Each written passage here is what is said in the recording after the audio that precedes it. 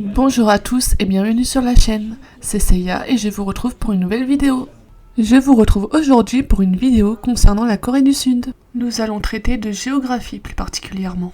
Nous allons commencer par définir ce qu'est la géographie. Dans le dictionnaire de Larousse, nous pouvons trouver la définition suivante.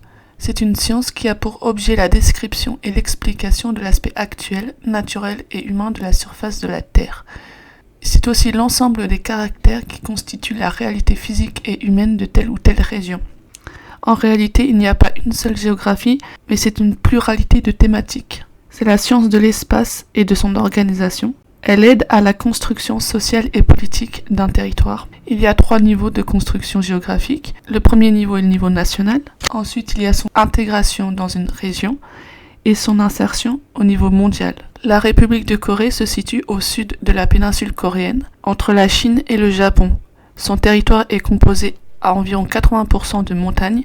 Son point le plus élevé est le volcan Halla sur l'île de Jeju qui culmine à 1950 mètres. La République de Corée fait 1000 km de long et 215 km de large au point le plus étroit. Le pays compte plus de 51 millions d'habitants, dont presque 10 millions dans la ville de Séoul, la capitale. Il peut être divisé en 4 régions géographiques. À l'est, une chaîne de montagnes hautes et des plaines côtières étroites.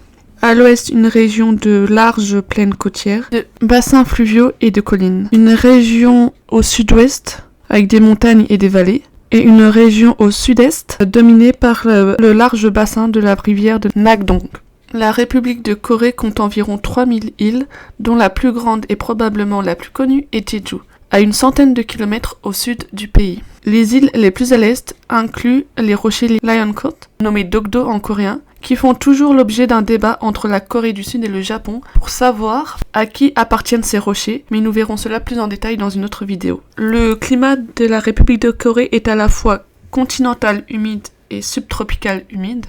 Et elle possède 4 saisons distinctes, printemps, été, automne et hiver. Le pays est aussi sujet aux moussons, généralement de fin juin à fin juillet. C'est tout pour aujourd'hui, je vous retrouve dans la prochaine vidéo. Si vous avez aimé la vidéo, n'oubliez pas le pouce en l'air, de vous abonner à notre chaîne et d'activer la cloche pour être au courant des nouvelles sorties. Je vous dis à bientôt.